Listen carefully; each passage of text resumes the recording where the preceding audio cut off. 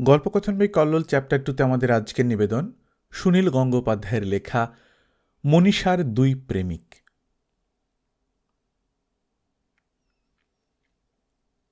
আমি মনীষাকে ভালোবাসি, মনীষা আমাকে ভালোবাসে না। মনীষা অমলকে ভালোবাসে। ব্যাপারটা এরকমই সরল, কিন্তু অমল সম্পর্কে আমার একটা দুশ্চিন্তা থেকে যায়। এখন বিশাল সন্ধেবেলায় দিকচিহ্নহীন মন্থর আলোর মধ্যে অমল ও মনীষাকে যখন আমি পাশাপাশি দেখতে পাই, অমলের চওড়া কবজির ধার ঘেঁষে মনীষার মসৃণতা সামান্য গ্রীবা তুলে মনীষা রাসবিহারী অ্যাভিনিউকে কৃতজ্ঞ ও ধন্য করে। আমি তখন একটা তৃপ্তির নিঃশ্বাস ফেলি। যাক, একই বাতাসের মধ্যেই তো আমরা আছি।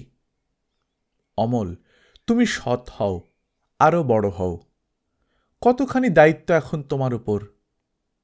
অমল, তুমি পারবে তো? নিশ্চয়ই পারবে, কেন পারবে না? আমি সর্বান্তকরণে তোমাকে সাহায্য করব। অমল বিমান চালায়।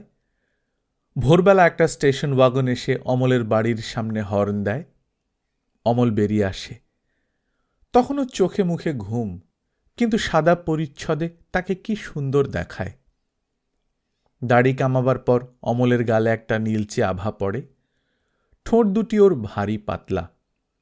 সিগারেটে ঠোঁট চেপে কথা বলার চেষ্টা করে বটে, কিন্তু মাঝে মাঝে টুপ করে সিগারেটটা খসে পড়ে যায়। স্টেশন ওয়াগনে উঠে অমল ফের নিজের বাড়ির 3 তলার জানলার দিকে তাকায়। একটু পরেই দমদম থেকে অমল ইস্তাম্বুল উড়ে চলে যাবে, আবার ফিরেও আসবে। অমল বিমান চালায়। অমল মোটর গাড়ি চালাতে জানে কিনা আমি ঠিক জানি না, কিন্তু এই কথা জানি অমল সাইকেল চালাতে পারে না। অমল কি সাঁতার জানে? খোঁজ নিতে হবে তো। সাইকেল ও সাঁতার দুটোই আমি জানি। দেওঘর থেকে ত্রিকুট পাহাড় পর্যন্ত সাইকেল চালিয়ে গিয়েছিলাম একবার।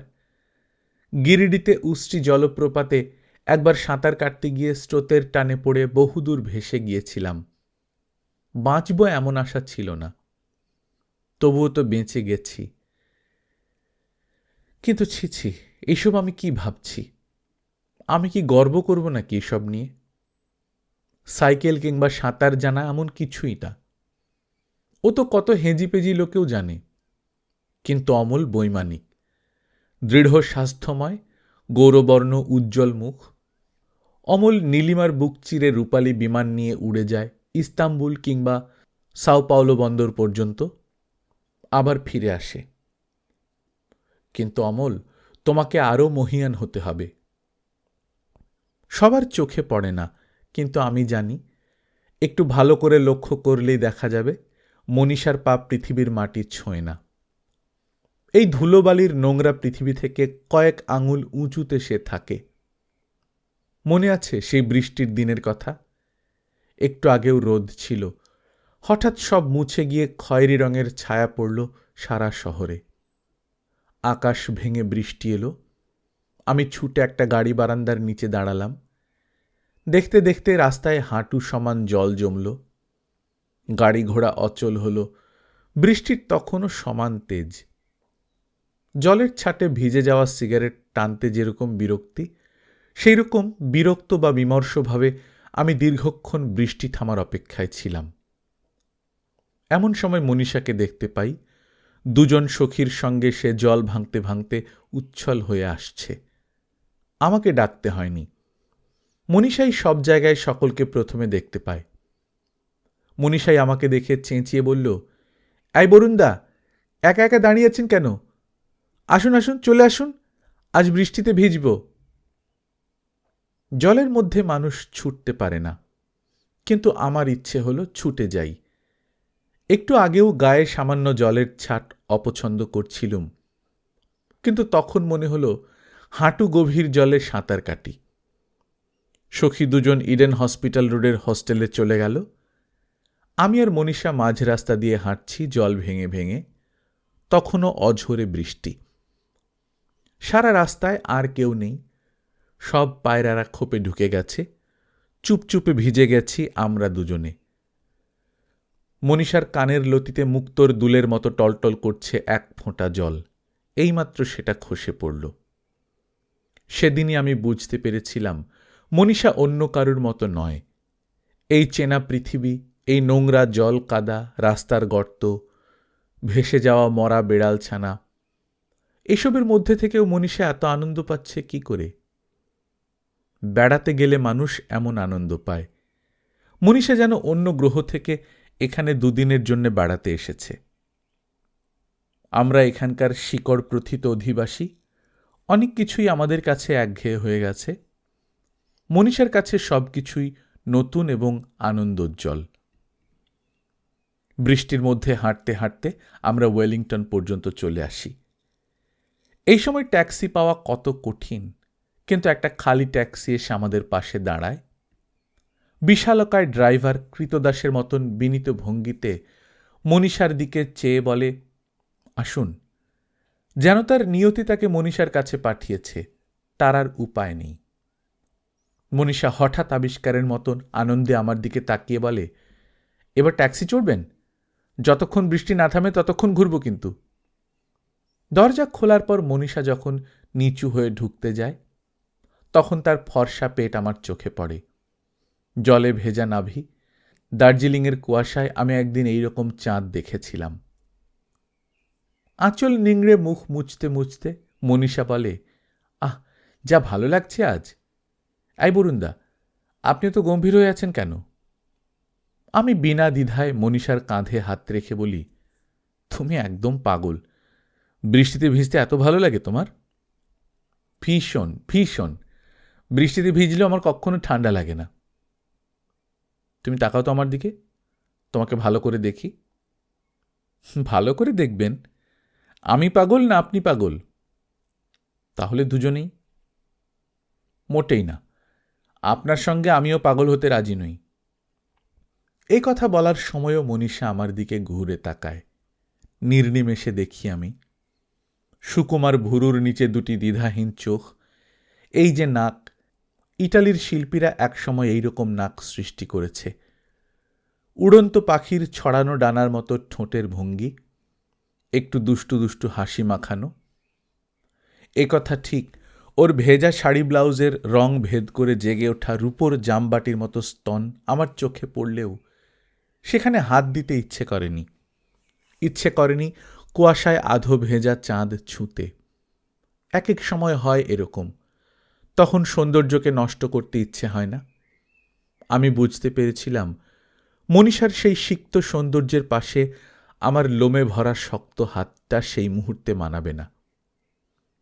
আমার ইচ্ছে হয়েছিল মনীষা আরও হাসুক, উচ্ছল হাসির তরঙ্গে ওর শরীর কেঁপে কেঁপে উঠুক, তাহলেই ওর রূপ আরও গাঢ় হবে। কিন্তু কি করে ওকে আরও খুশি করব ভেবেই পাচ্ছিলাম না। আমি বললাম, মনীষা, ভাগ্যিস তোমার সঙ্গে দেখা হলো, নইলে আমি বোধহয় এখনো বোকার মতো সেই গাড়ি বারান্দার নিচেই দাঁড়িয়ে থাকতাম। রাস্তার জলের দিকে তাকিয়ে মনীষা বলল, দেখুন দেখুন কিরকম ঢেউ দিচ্ছে, ঠিক নদীর মতন। তুমি এদিকে কোথায় এসেছিলে? ইউনিভার্সিটিতে। লাইব্রেরির দুখানা বই ছিল, ফেরত দিয়ে গেলাম। ইউনিভার্সিটির সঙ্গে সম্পর্ক চুকে গেল। কেন, তুমি রিসার্চ করবে না? ঠিক নেই। আপনি ওখানে দাঁড়িয়েছিলেন কেন? তুমি আসবে সেই প্রতীক্ষায় ছিলাম। চোখে চোখ রাখল, একটু হাসল, হাসি মিশিয়েই বলল, সত্যি কোনোদিন আমার জন্য প্রতীক্ষা করবেন? আপনি যা অহংকারী। অমল আমাদের বাড়ির তিনখানা বাড়ি পরে থাকে। আমি নই, সত্যিকারের অহংকারী হচ্ছে অমল। পাড়ার কোনো লোকের সঙ্গে মেশে না। আমাকে দেখেছে, মুখ চেনে, তবু আমার সঙ্গে কোনোদিন কথা বলেনি। তা হোক, তবু অমলকে আমি পছন্দ করি। অমলের চেহারায় ব্যবহারে একটা দীপ্ত পৌরুষ আছে। অহংকারের যোগ্য সে। আমি ওই রকম অহংকার দেখতে ভালোবাসি। সপ্তাহে 3 দিন অন্তত অমল কলকাতায় থাকে। ছুটির দিন সকালে 9টা আন্দাজ অমল বাড়ি থেকে বেরোয়। তার গভীর ভুরুর নিচে চোখ দুটিতে তখনও ঘুম লেগে থাকে। ধপধপে পাজামা ও পাঞ্জাবি পরা, পাঞ্জাবির হাত গোটানো, পথের দুপাশে না তাকিয়ে অমল হাজরা মোড় পর্যন্ত যায়। অধিকাংশ দিনই সে ল্যান্সডাউন রোড ধরে হাঁটতে থাকে। অমলকে আমি কোনোদিন বাসে উঠতে দেখিনি। দেশপ্রিয় পার্কের কাছে এসে অমল দাঁড়ায়। সিগারেট ধরিয়ে অমল এবার পূর্ণ চোখ মেলে চৌরাস্তার মানুষজন দেখে। বস্তুত পথের সমস্ত মানুষও একবার অমলকে দেখে, এমনই তার পৃথক ব্যক্তিত্ব। তখনও মনীষার সঙ্গে অমলের পরিচয় ততটা প্রগাঢ় হয়নি। অমল রাস্তা পেরিয়ে সাদার্ন এভিনিউর দিকে তার এক বন্ধুর বাড়িতে যায়। একদিনে নয়, অমলকে দেখতে ও চিনতে আমার সময় লেগেছে। আগে আমি অন্যমনস্কভাবে অমলের প্রশংসাকারী ছিলাম, অথবা তার ঠিক পটভূমিকায় তাকে আমি দেখিনি। হঠাৎ দেখা না হলে মনীষার সঙ্গে দেখা হওয়ার কোনো উপায় নেই। সম্পূর্ণ অপ্রত্যাশিত সব জায়গায় মনীষার সঙ্গে আমার দেখা হয়েছে। দিল্লি থেকে কয়েকদিনের জন্য এসেছে কোনো বন্ধু, তার সঙ্গে দেখা করতে গেছি। সেখানে সমস্ত বাড়িতে তার অস্তিত্ব ঘোষণা করে রয়েছে মনীষা। সেই বন্ধুর সঙ্গে ওর কীরকম আত্মীয়তা। সাদা সিল্কের শাড়িতে মনীষাকে খুবই হালকা, প্রায় অপার্থিব দেখায়। আমার কাছে এসে মনীষা বলে, এ কি, আপনার জামার মাঝখানের বোতামটা লাগাননি কেন? অবলীলায় মনীষা আমার বুকের খুব কাছে দাঁড়িয়ে বোতাম লাগিয়ে দেয়। মনীষাদের বাড়িতে আমি কখনো যাব না। ওই বিশাল বাড়িতে অন্তত 7খানা ঘর ফাঁকা থাকে। যদি সেখানে কোনোদিন আমি দস্যু হয়ে উঠি, যদি রূপ হন্তারক হতে সাধ হয় আমার। মনীষা একদিন আয়নার সামনে দাঁতে ফিতে কামড়ে চুল বাঁধছিল। আমি ওর পেছনে গিয়ে দাঁড়িয়েছিলাম। সেই দৃশ্যটা আমার বুকে বিঁধে আছে। সেই দৃশ্যটা আমি ভুলতে পারি না। মনীষা আমার দিকে পেছন ফিরে দাঁড়িয়ে, কিন্তু আয়নার মধ্যে আমরা দুজনকে দেখছিলাম। আমরা দুজনে একই দিকে তাকিয়ে, অথচ দুজনকে আমরা পরস্পর দেখতে পাচ্ছি। মনীষার আঁচলটা বুক থেকে খসে পড়ব, অথচ খসেনি। কি এক অসম্ভব কায়দায় সে দুটি মাত্র হাতে চুল, চুলের ফিতে, চিরুনি এবং আঁচল সামলাচ্ছে। চোখে দুষ্টু দুষ্টু হাসি। মনীষা কখনো অপ্রতিভ হয় না। পেছনে আমাকে দেখতে পেয়ে বলল, কি, মেয়েদের প্রসাধনের রহস্য দেখার খুব ইচ্ছে বুঝি? ঠিক আছে, দাঁড়িয়ে থাকুন, দেখবেন আমি 11 রকমের স্নো পাউডার মাখব। আমি বললুম, ওরে বাবা, এত সাজ পোশাক! কোথাও বেড়াতে যাবি বুঝি? কোথায়? ছাদে। আয়নার ফ্রেমের মধ্যে দেখা সেই এক শ্রেষ্ঠ শিল্প। সেই শিল্পের মধ্যে আমার স্থান ছিল না। আমি নিজেকে সেখান থেকে সরিয়ে নিলুম। কিন্তু মুশকিল এই, আয়নার মধ্যে নিজের মুখের ছায়া না ফেলে অন্য কিছুও যে দেখা যায় না। সেই রকমই এক রবিবারের সকালে অমল ল্যান্সডাউন রোড ধরে হাঁটতে হাঁটতে মোড়ে এসে পৌঁছল। রাসবিহারী অ্যাভিনিউ ধরে আসছিল মনীষা। দেশপ্রিয় পার্কের কাছে ওরা ঠিক সমকোণে মিলিত হল। সম্ভ্রমপূর্ণ ভদ্রতার সঙ্গে অমল মনীষাকে বলল, কি, ভালো আছেন? মনীষা উদ্ভাসিত মুখে বলল, আরে আপনি ব্যাংকক গিয়েছিলেন না? কবে ফিরলেন? কাল সন্ধ্যাবেলা। পরশু গিয়ে কাল ফিরে এলেন? অমল সংযতভাবে হেসে বলল, হ্যাঁ। আপনি এখন কোন দিকে যাবেন? একটু লেক মার্কেটের কাছে যাব।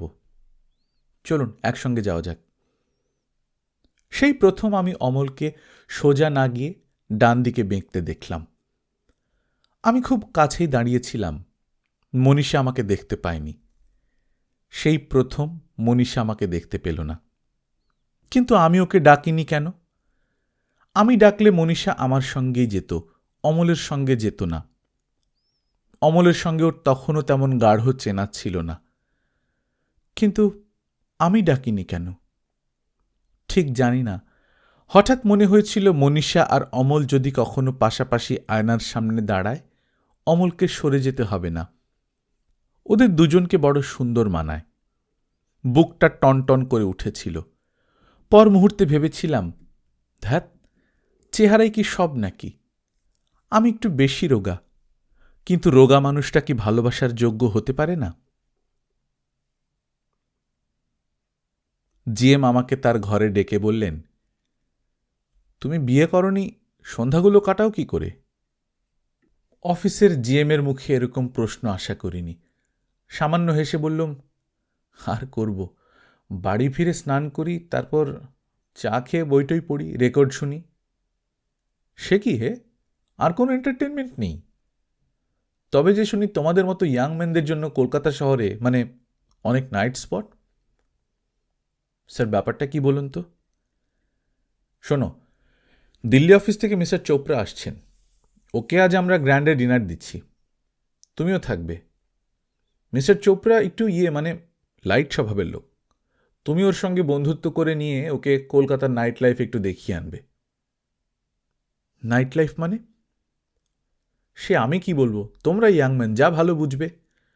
চোপড়ার একটু ফুর্তি টুর্তি করার বাতিক আছে। স্যার, আমি পারবো না, অন্য কাউকে এই ভার দিন।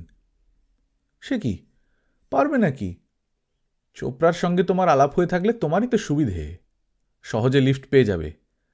ওরাই তো হর্তাকর্তা। না স্যার, এইসব ব্যাপারে আমার অভিজ্ঞতা নেই। পাঞ্জাবি তো, ওর সঙ্গে যদি আমার রুচিতে না মেলে। পারবে না? ঠিক আছে, দাসাপ্পাকে বলে দেখি, ওর আবার ইংরেজি উচ্চারণটা ভালো নয়। সন্ধ্যের পর স্বয়ং জিএম গাড়ি নিয়ে আমার বাড়িতে উপস্থিত। বললেন, শিগগির তৈরি হয়ে নাও, তোমাকেই যেতে হবে। দাসাপ্পার মেয়ে সিঁড়ি থেকে পড়ে গেছে হাসপাতালে, সে আসতে পারবে না। না না, তাড়াতাড়ি, 8টায় ডিনার।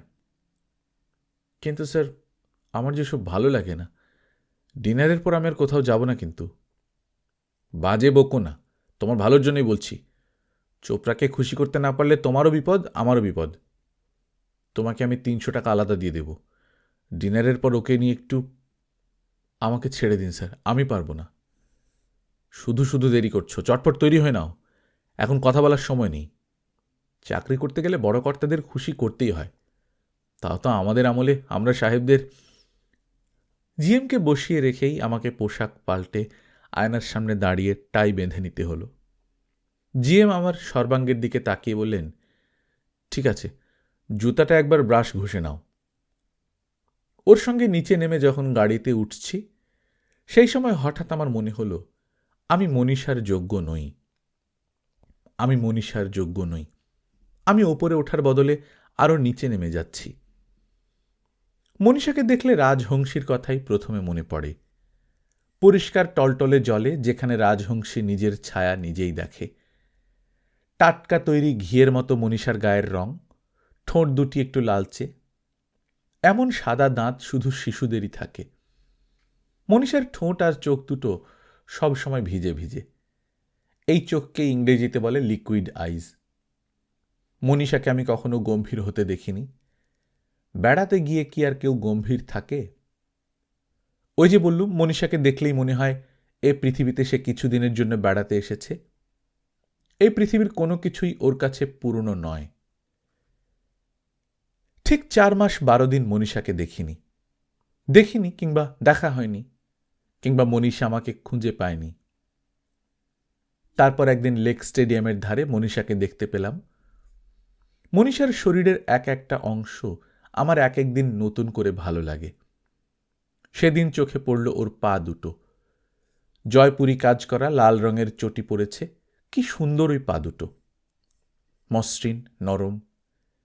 এই পৃথিবীতে মনীষাই একমাত্র মেয়ে, এই ধুলিমলিন রাস্তা দিয়ে হেঁটে গেলেও যার পায়ে এক ছিটে ধুলো লাগে না। মনে হল মনীষা ওই পাদুখানি হাতের মুঠোয় নিয়ে গন্ধ শুকলে আমি ফুলের গন্ধ পাব। মনীষা হাসল, অবাক হল এবং অভিমানের সুরে বলল, যান, আপনার সঙ্গে আর কথা বলবো না। কেন, আমি কি দোষ করেছি? আপনি এতদিন কোথায় ছিলেন? আপনি মোটেই আমার কথা ভাবেন না। মণি, অভিমান করলে তোমাকে এত সুন্দর দেখায়? 4.5 মাস বাদে দেখা হলেও পথের মধ্যে মনীষার হাত ধরা যায়। হাত ধরে আমি বললুম, তুমি এখন কোথায় যাচ্ছ মণি? আমার সঙ্গে চলো। এখন কটা বাজে? ওমা, 5:30? একজন যে আমার জন্য অপেক্ষা করে আছে সাদার্ন এভিনিউর মোড়ে। একজন? একজন তাহলে অপেক্ষা করে আছে? সে তাহলে অহংকারী নয়? মনীষা ঠিক বুঝতে পারল না, একটু অন্যমনস্কভাবে বলল, আপনি চেনেন তাকে? অমল রায়, চলুন না, আপনি আমার সঙ্গে চলুন, উনি দাঁড়িয়ে থাকবেন। একবার লোভ হয়েছিল বলি, না, অমলের কাছে যেতে হবে না, তুমি আমার সঙ্গে চলো, দেখাই যাক না এই কথা বলার ফল কি হয়। কিন্তু অতটা ঝুঁকি নিলাম না, আলতোভাবে বললুম, না, তুমি একাই যাও, আমি অন্য জায়গায় যাচ্ছিলাম। মনীষার চলে যাওয়ার দিকে আমি তাকিয়ে থাকি। আমার কোনো রাগ বা অভিমান হয় না, এতে কোনো সন্দেহ নেই অমলই মনীষার যোগ্য। কিন্তু অমল, তুমি মনে করো না তুমি মনীষাকে জিতে নিয়েছ, তা মোটেই না। আমি মনীষাকে তোমার হাতে তুলে দিলাম। অমল, তোমাকে মনীষার যোগ্য হতে হবে, তুমি বিচ্যুত হইও না। আকাশে অমল বিমান চালিয়ে ইস্তাম্বুল যাচ্ছে আমার কল্পনা করতে ভালো লাগে। সেই বিমানে আর কেউ নেই মনীষা ছাড়া। ওরা দুজন শূন্য থেকে উঠে যাচ্ছে মহাশূন্যে। ইস্তাম্বুলের পথ ছাড়িয়ে গেল অজানা পথে। ইস, ওদের দুজনকে কি সুন্দর মানায়। শিল্প এরই নাম। আমার হাত টনটন করছে। আমি আর পারছি না, দাঁতে দাঁত চেপে গেছে, মুখ চোখ ফেটে যেন রক্ত বেরোবে। আমি আর পারছি না। না, আমার ছোট ভাই টাপু ঘুড়ি ওড়াতে গিয়ে ন্যাড়া ছাদে পিছোতে পিছোতে হঠাৎ গড়িয়ে পড়ে গিয়েও কার্নিশ ধরে ফেলে ঝুলছিল। ওর আর্তচিৎকারে আমি ছুটে গিয়ে ওর হাত চেপে ধরেছি, কিন্তু টেনে তুলতে পারছি না। 14 বছরের টাপু এত ভারী, কিছুতেই আর ধরে রাখতে পারছি না। আমার হাত দুটো যেন ছিঁড়ে বেরিয়ে আসছে শরীর থেকে। টাপু একটু একটু করে নিচে নেমে যাচ্ছে আর পাগলের মতো চেঁচাচ্ছে। আমিও একটু একটু এগিয়ে যাচ্ছি। এবার দুজনেই পড়ব। 3 তলা থেকে শান বাঁধানো ফুটপাথে। প্রাণ ভয়ে একবার আমার ইচ্ছে হলো টাপুকে ছেড়ে দিই। ছেড়ে দেব টাপুকে। এখান থেকে পড়লে টাপুকে আর খুঁজে পাওয়া যাবে না। টাপু আমাকে টানছে। জলে ডোবা মানুষকে বাঁচাতে গেলে দুজনেই অনেক সময় যেমন মরে, আমিও পাগলের মতো চেঁচাতে লাগলুম। সেই সময় পেছন থেকে কারা যেন 3-4 জন আমাকে ধরল, টাপুকেও টেনে তুলল। ঝড়ের বেগে ছুটে সে মা টাপুকে বুকে চেপে ধরলেন। সেই 3-4 জন আমার পিঠ চাপড়ে ধন্য ধন্য করতে লাগল। কিন্তু ওরা জানে না আমি একসময় টাপুকে ছেড়ে দিতে চেয়েছিলাম। টাপুকে ফেলে আমি নিজে বাঁচতে চেয়েছিলাম। এমন কিছু অস্বাভাবিক কি? জীবনের চূড়ান্ত মুহূর্তে বেশিরভাগ মানুষই শুধু নিজের জীবনের কথা ভাবে। টাপুকে মেরে ফেলে আমি বাঁচতে চেয়েছিলাম। বেশিরভাগ মানুষই তাই করত। আমি বেশিরভাগ মানুষের দলে। এইসব স্বার্থপর, বর্ণকানা, অন্ধ মানুষ কেউ প্রেমিক হতে পারে না। না, আমি মনীষার যোগ্য নই, সত্যি। অমল, মনীষাকে তুমিই নাও। আমি বিনা দ্বিধায় সরে দাঁড়াচ্ছি। মনীষার সঙ্গে আর কোনোদিনই দেখা করব না। পরদিনই মনীষাকে টেলিফোন করলাম। আগে কখনো ওকে এমনভাবে ডাকিনি। মণি, তুমি আগামীকাল ঠিক 6টার সময় লেক স্টেডিয়ামের কাছে আসবে। আসতেই হবে। অন্য 1000 কাজ থাকলেও ক্যান্সেল করে দাও। মনীষা খিলখিল করে হাসতে হাসতে বলল, আসবো, ঠিক আসবো। কেন, কি ব্যাপার? দেখা হলে বলবো। কালই দেখা হওয়া চাই। ঠিক আসবে, উইদাউট ফেল। কথা দাও আমাকে। মনীষার গলা কি একটু কেঁপে গেল। একবার কি সে টেলিফোনটার কাছ থেকে সরিয়ে তার অনিন্দ ভুরু কুঁচকে একটু ভাবল কিছুক্ষণ। 2-3 মুহূর্ত বাদে মনীষা বলল, বলছি তো যাব, আপনি একটা পাগল। কাল এলো, অফিসে যায়নি। অফিসে গেলেই আত্মায় একটা ময়লা দাগ পড়ে। বিকেলে স্নান করে দাড়ি কামিয়েছি। আয়নার সামনে আমার নিজস্ব শ্রেষ্ঠ চেহারা। আয়নার সামনে থেকে যেই সরে গেলাম, চোখে ভেসে উঠল অন্য একটা আয়না। তার সামনে মনীষা 2টি মাত্র হাতের চুল, চিরুনি, ফিতে এবং আঁচল সামলাচ্ছে। মুখে দুষ্টু দুষ্টু হাসি। তার পাশে আমি। না, এটা মানায় না। শিল্প হিসেবে এটা অসার্থক। আমি সরে গেলাম সে ছবি থেকে, অন্য মূর্তি এলো সেখানে। হ্যাঁ, এখন দুটি মুখের আলো একরকম, আমি মানতে বাধ্য। স্টেডিয়ামের কাছে গেলাম না আমি অমল। মনীষাকে তুমি নাও, আমি তোমাকে দিলাম। মাঝে মাঝে দূর থেকে ওদের দুজনকে দেখি, তৃপ্তিতে আমার বুক ভরে যায়। গ্রিক পুরুষের মতন সুদর্শন অমল, তার মুখে যোগ্য অহংকারে উদ্ভাসিত, প্রতি পদক্ষেপে পৃথিবীকে জয় করার আস্থা। আর মনীষা, তাকে দেখলে মনে হয় প্রতি মুহূর্তে অমলকে আরও যোগ্য হয়ে উঠতে হবে। আজকাল খুব বেশি সিনেমা দেখি। সময় কাটে না বলে প্রায় প্রতিদিনই নাইট শোতে সিনেমা দেখতে যাই।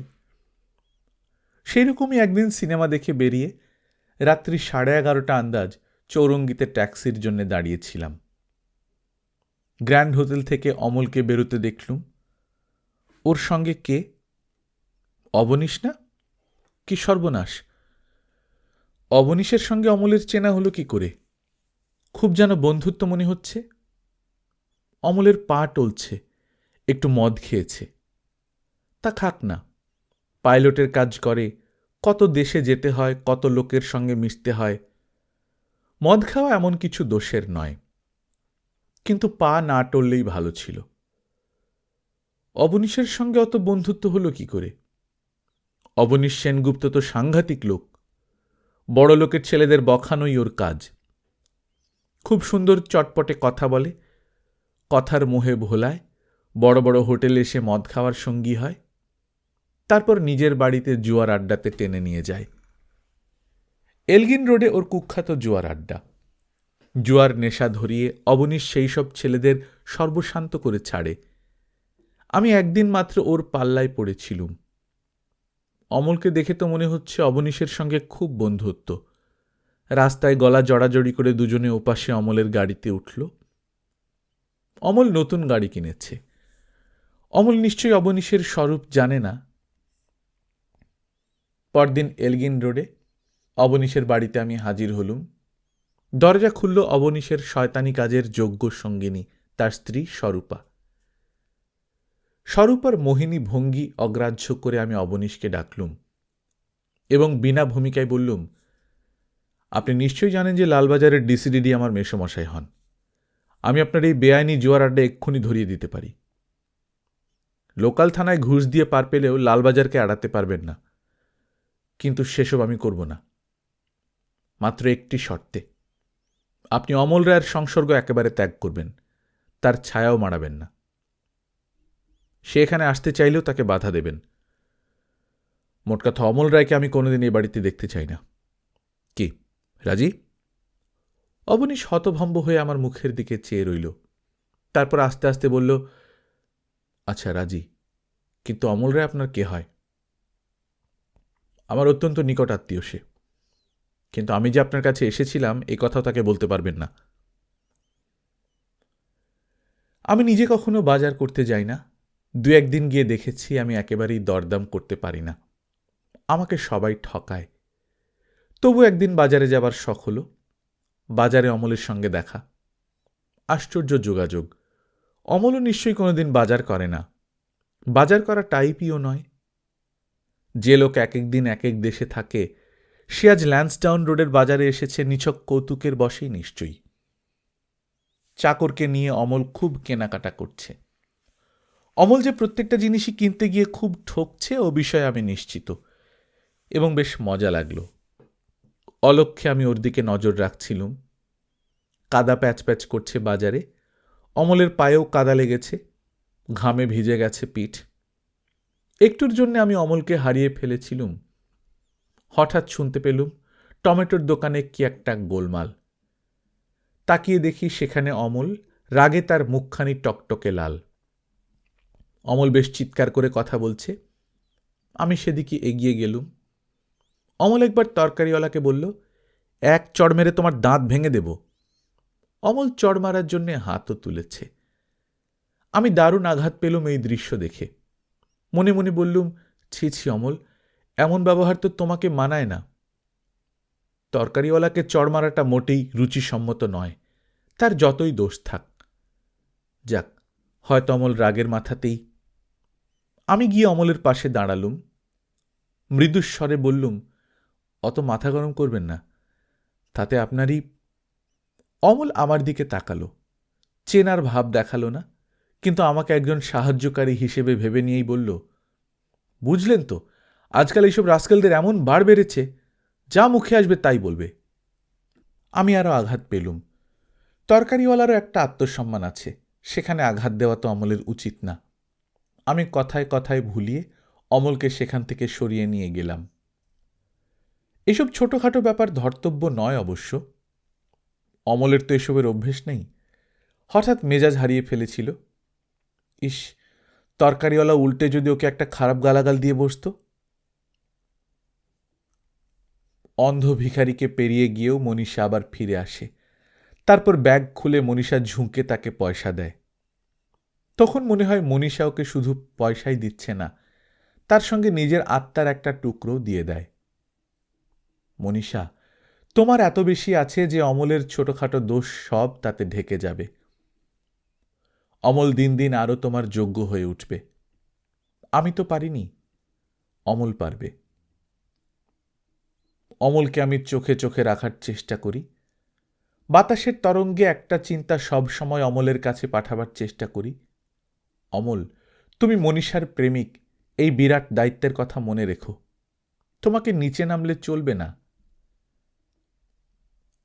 অফিসের কাজে দমদমের ফ্যাক্টরিতে যেতে হলো দুপুরবেলা। মিস্টার চোপড়া দিল্লি ফিরে যাবার পরই আমার একটা লিফট হয়েছে। অফিস থেকে আমাকে গাড়ি দেবারও প্রস্তাব উঠেছে। শিগগিরই যার গাড়ি হবে তাকে এখন ট্রামে বাসে চড়লে মানায় না। মিশন রোড থেকেই ট্যাক্সি করে দমদম যাচ্ছিলাম। দমদম রোডের উপর একটা বড় সড়ো ভিড় চোখে পড়ল। একটা মোটর গাড়ি ঘিরে উত্তেজিত জনতা। আমি সেটা পাশ কাটিয়ে যাব ভাবছিলাম, হঠাৎ হালকা নীল রঙের গাড়িটা দেখে কিরকম সন্দেহ হলো। অমলের গাড়ি না? তাই তো, ওই তো ভিড় ছাড়িয়ে অমলের মাথা দেখা যাচ্ছে, পাইলটের পোশাকে। অমল এয়ারপোর্ট থেকে ফিরছে। কি সর্বনাশ, অমলের গাড়ি কোনো লোককে চাপা দিয়েছে নাকি? তাহলে তোরা অমলকে মেরে ফেলবে। আমি ট্যাক্সিওয়ালাকে বললুম, রোক্কে রোক্কে। ঘ্যাঁচ করে ট্যাক্সি ব্রেক কষতে আমি দরজা খুলে বেরিয়ে এলুম। চেঁচিয়ে বললুম, অমল, অমল। আমাকে দেখে অমল যেন ভরসা পেল, ভিড়ের উদ্দেশ্যে চেঁচিয়ে কি যেন বলল। অমলের টায়ের গিঁট আলগা, মাথার চুল এলোমেলো। অমলের গাড়িতে একটি যুবতী বসে আছে, মনীষা নয়। যুবতীটির সাজ পোশাকে এমন একটা কৃত্রিম সৌন্দর্য আছে, এক পলক দেখলেই বোঝা যায় এয়ার হোস্টেস। এয়ার হোস্টেসটিকে অমল নিশ্চয়ই বাড়ি পৌঁছে দিচ্ছিল। কোনো লোক চাপা পড়েনি, চাপা পড়েছে একটা ছাগল। ছাগলটা থ্যাতলান অবস্থায় পড়ে আছে রাস্তার মাঝখানে, টকটকে লাল রক্ত। লোকগুলো কিন্তু মানুষ চাপা পড়ার মতনই উত্তেজিত। অমল চেঁচিয়ে বলল, যার ছাগল সে সামলাতে পারেনি কেন? রাস্তাটা কি ছাগল চড়ানোর জায়গা? ক্রুদ্ধ জনতা চেঁচিয়ে বলল, অত তেজ দেখাবেন না, মোটর গাড়ি আছে বলে ভারী ফুটানি, দে না শালাকে দুঘা। অমল আকাশে উড়ে বেড়ায়, এইসব মানুষ সম্পর্কে তার অভিজ্ঞতা নেই। আমি হাঁপাতে হাঁপাতে অমলের পাশে দাঁড়িয়ে বললুম, না না, আমাদের আরও একটু সাবধান হওয়া উচিত। আমরা এই ছাগলটার দাম যদি দিই। আমরা কথাটা আমি ইচ্ছে করেই বললুম, কেননা ছাগলটার দাম 40-50 টাকা হবে নিশ্চয়ই। অমলের কাছে দৈবাত সে টাকা নাও থাকতে পারে, আমার কাছে দৈবাত আছে। টাকাটা আমি তক্ষুনি বার করে দিতে পারতুম, কিন্তু দিলুম না। তাতে নিশ্চয়ই অমলের অহংকারে লাগবে। আগে দরদাম ঠিক হোক, তারপর না হয় আমি অমলকে ধার দেবার প্রস্তাব করব। আমাকে না চেনার ভান করলে কি হয়, অমল আমাকে ঠিকই চেনে, অন্তত এক পাড়ার লোক হিসেবে চেনে।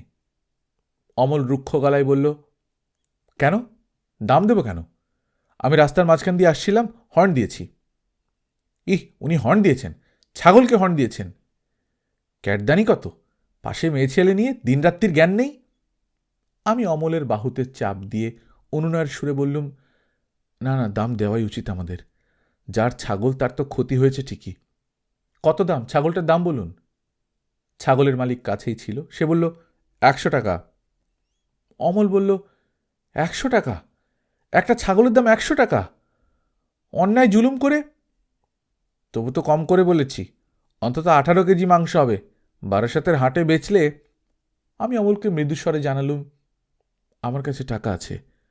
অমল রুক্ষভাবে বলল, টাকা থাকা না থাকার প্রশ্ন নয়, জুলুম করে এরা। লোকগুলো এবার আরও গরম হয়ে উঠেছে। তারা ক্রমশ আমাদের গা ঘেঁষে আসছে। শুরু হয়েছে গালাগালি। এসব সময় কি সাংঘাতিক কাণ্ড হয় অমলের ধারণা নেই। ওরা আমাদের সবাইকে মেরে গাড়িতে আগুন জ্বালিয়ে দিতে পারে। অমলও এবার যেন একটু বিচলিত হয়ে বলল, ঠিক আছে, কত টাকা দিতে হবে, কত টাকা? আমি বললুম, দাঁড়ান, আপনি চুপ করুন, আমি দরদাম ঠিক করছি। ভিড়ের 2-3 জন লোক একসঙ্গে কথা বলছিল। আমি তাদের উত্তর দিচ্ছিলাম।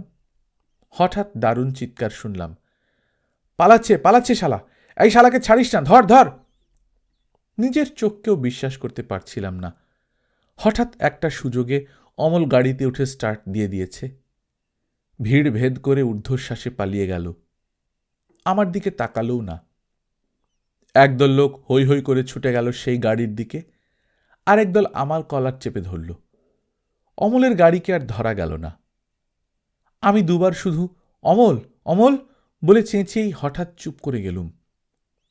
কিন্তু মনে মনে আমি কাতরভাবে আর্তনাদ করতে লাগলুম, অমল, তুমি যেও না, তুমি যেও না। এ কাপুরুষতা তোমাকে মানায় না। তুমি মনীষার প্রেমিক। তোমার মধ্যেও এই দীনতা দেখলে আমি তা সহ্য করব কি করে? অমল, তুমি মনীষার এমন অপমান করো না। তাহলে যে প্রমাণ হয়ে যাবে এ পৃথিবীতে আর একজনও যোগ্য প্রেমিক নেই মনীষার।